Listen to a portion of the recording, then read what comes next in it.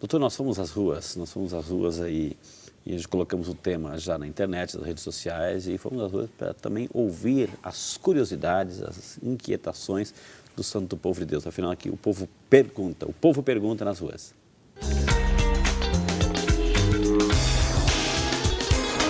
Olá, meu nome é Letícia. Gostaria de saber por quanto tempo dura a evolução do câncer de mama. Quanto tempo dura, então, a Letícia quer perguntar, a evolução do câncer, doutor? Olha, Letícia, se você cura, acabou, não é? Então, se você tem o diagnóstico de um câncer de mama, ele acabou. Talvez a sua pergunta, o mais interessante, seja o seguinte: quanto tempo demora para desenvolver um câncer de mama, não é? Na história dele, já que é uma doença crônica, vem se desenvolvendo, acaba por haver uma modificação genética que estabelece uma célula que é câncer de fato, e ela vai proliferar. Veja, o tempo para um câncer de mama sair de 1 centímetro para 2 centímetros varia de mulher a mulher, varia de característica biológica do câncer, de 90 até 280 dias, quase um ano. Tem mulheres que muito precocemente proliferam o tumor e outras que muito lentamente proliferam o tumor.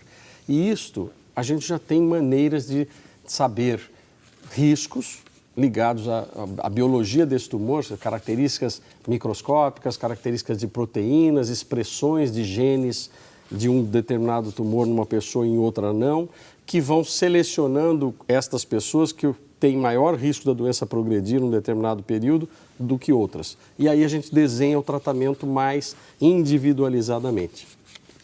Doutor, aqui um e-mail que chegou é da nossa amiga Maria da Paz. Ela mora em Petrolina, em Pernambuco. Dona Maria da Paz, um beijo para a senhora. Muito obrigado por representar a sua cidade, participando aí do Vida e Saúde, viu, querida? Ela gostaria de perguntar ao médico que ela sempre fez mamografia, nunca deu nada. Dessa última vez que teve um exame, foi detectado achados mamográficos benignos. Queria saber o que é isso. É verdade que se tomar muito cálcio aparece caroço nos seios? E eu tomei cálcio 1 ano porque estou com osteopenia. Muito obrigada, Maria da Paz, Petrolina, Pernambuco, doutor. Veja, quando a mamografia coloca na conclusão achados benignos, a gente já fica bem tranquilo, né? Porque não tem nada maligno ali, ou seja, não tem câncer, ou não tem nenhum sinal radiológico de câncer. Veja, a mama é um tecido ativo, dinâmico e que está sob ação de ciclos hormonais, não é? Por conta disso, em períodos diferentes do ciclo hormonal, a mama vai estar em períodos diferentes de evolução e de metabolismo. Isso pode gerar uma pequena formação cística, ou seja, uma bolinha com uma secreção serosa dentro dela, que não tem nenhum significado, e que num próximo exame desaparece, porque é absorvido esse líquido desse cisto, não é? E isso tudo na dependência daquela interferência ou daquela influência hormonal, não é?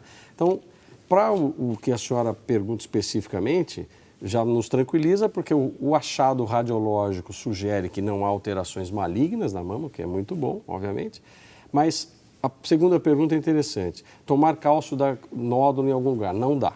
Não dá nódulo em lugar nenhum. A senhora está fazendo uma reposição de cálcio, uma suplementação do cálcio por conta de uma outra patologia, que é a osteopenia, e obviamente esse é o caminho que tem que ser tomado. Doutor, assim, a gente sabe que também o modismo, às vezes, ele gera mitos, né, e questionamentos.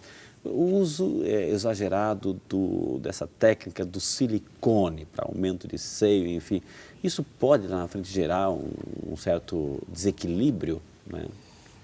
Olha, é uma pergunta perspicaz, porque o desequilíbrio já é a própria opção por fazer isso, não é?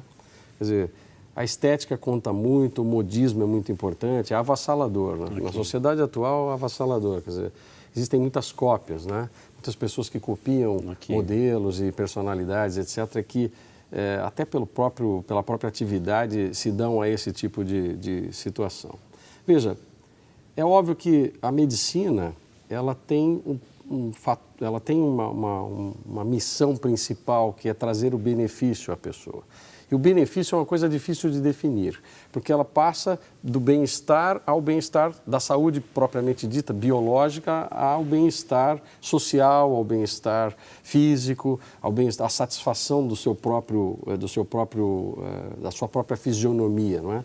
Então, é uma decisão complexa. Eu defendo essa opção das pessoas que querem fazer isso, mas elas, obviamente, são orientadas a uma série de riscos. Com relação a ter câncer relacionado a usar próteses de silicone ou injeção de silicone, não existe nada que ligue essas duas situações. O que acontece é que toda vez que se coloca uma prótese de silicone atrás da glândula mamária para projetar a glândula mamária, encher o espaço da glândula mamária, existe um corpo estranho no corpo, né, por trás da glândula mamária, que vai obscurecer determinadas áreas da própria glândula aos exames. Então, por exemplo, para se fazer um exame, para se fazer uma mamografia com uma prótese mamária, nós precisamos tomar muito mais cuidado, precisamos usar outras técnicas para poder fazer esse tipo de abordagem. Por quê? Porque aquela imagem, partes da glândula mamária vão estar obscurecidas pela sombra da prótese. Okay.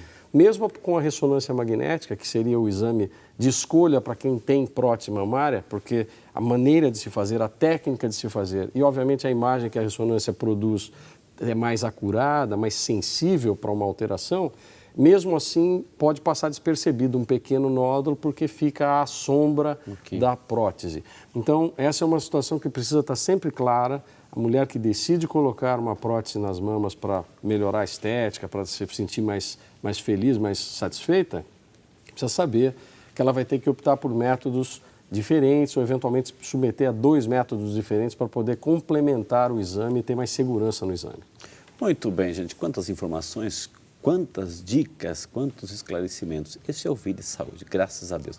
Vou ter que chamar mais um intervalo. Na sequência, parece que tem uma pergunta aqui e tem uma pergunta lá fora também. Parece que, será que o homem também tem câncer de mama? Quer saber?